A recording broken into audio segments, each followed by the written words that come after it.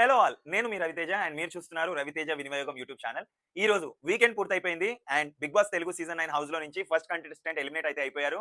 అదెవరో కాదు మన సృష్టి గారు.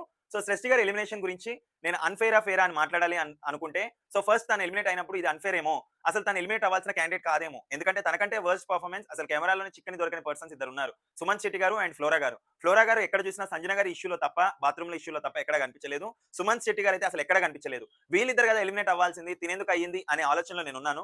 బట్ తను వన్స్ ఎలిమినేట్ అయ్యి స్టేజ్ మీదకి వచ్చిన తర్వాత తను మాట్లాడిన మాటలు, తను చూపించిన ఆరగెన్స్ చూసి 50% న్యాయమే అనిపించింది. అండ్ కంప్లీట్‌గా 'బిగ్ బాస్' బజ్ చూసిన తర్వాత 100% సృష్టి గారు ఎలిమినేట్ అవ్వడంలో ఏ మాత్రం తప్పు లేదు. ఆడియన్స్ తనని బానే ప్రిడిక్ట్ చేశారన్న ఫీలింగ్ అయితే నాకొచ్చింది. అలా ఎందుకు అంటున్నాను అంటే 'బిగ్ బాస్' స్టేజ్ మీద తను అడుగుపెట్టిన తర్వాత, ఎలిమినేట్ అయ్యి అడుగుపెట్టిన తర్వాత అక్కడ ఎవరైతే హౌస్‌మేట్స్ ఉన్నారో వాళ్ళు ఒక మాట అన్నారు. "సృష్టి this is a new beginning for you" అంటే తను రిప్లై ఇచ్చిన విధానం అయితే చాలా ఆరగెంట్‌గా అనిపించింది. తను ఏమన్నదంటే it's always a new start for me" అనేసి ఒక ఆరగెంట్‌గా, ఒక పొగరుగా అసలు ఇంతవరకు హౌస్‌లో ఉన్న సృష్టియేనా తను అనేసి అనేలా అనిపించేలా బిహేవ్ చేశారు. అలా అన్న తర్వాత అక్కడ ఉన్న వాళ్ళు నాకు తెలిసి చాలా మంది షాక్ అయ్యారు. ఏంటి సృష్టి ఇలా మాట్లాడుతుంది అని. అక్కడ ఉన్నంత వరకు ఒకలా ఉంది. ఇక్కడ ఉన్నంత ఒకలా ఉంది. సో తను బయటికి వచ్చిన తర్వాతే తన ట్రూ కలర్స్ బయట పెట్టింది అన్నట్టు నాకు అనిపించింది. అంటే ఇన్ని రోజులు హౌస్‌లో చేసిందంతా నటనే.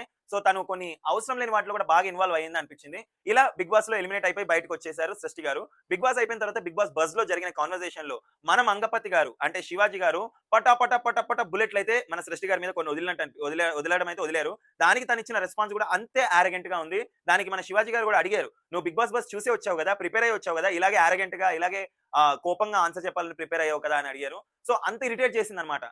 శివాజీ గారు కొన్ని క్వెషన్స్ అడిగారు. ఏంటి అంటే, "నువ్వు ఫస్ట్ అసలు ఎలిమినేట్ అవ్వడానికి వర్తా?" అంటే తను కాదు అన్నారు. "ఎందుకు కాదు? అసలు నువ్వేం చేసావు హౌస్‌లో?" అనేసి అడిగినప్పుడు నేను చాలా చేశాను అంటే, "నాకు కనిపించలేదు" అంటే, మీకు కనిపించలేదు. మీరు చూడలేదు. "అదేంటమ్మా ఆడియన్స్ కూడా అదే అనిపించింది కదా!" అంటే, "ఆడియన్స్ మేబీ నేనెళ్లి చూసుకోవాలి. నా వీడియో ఎలా వచ్చిందో నేను చూసుకోవాలంటే" "అదేంటమ్మా 300 కెమెరాలున్నాయి. నువ్వేం చేసావో అది చూపిస్తదంటే" అసలు ఎలా అంటే బ్లేమ్ అంతా అవతల వాళ్ళదే. నా బ్లేమ్ ఏం లేదు. నేను అన్ని కరెక్ట్‌గా చేశానని ఒక పొగరు ఆన్సర్ అయితే చెప్పడం జరిగింది.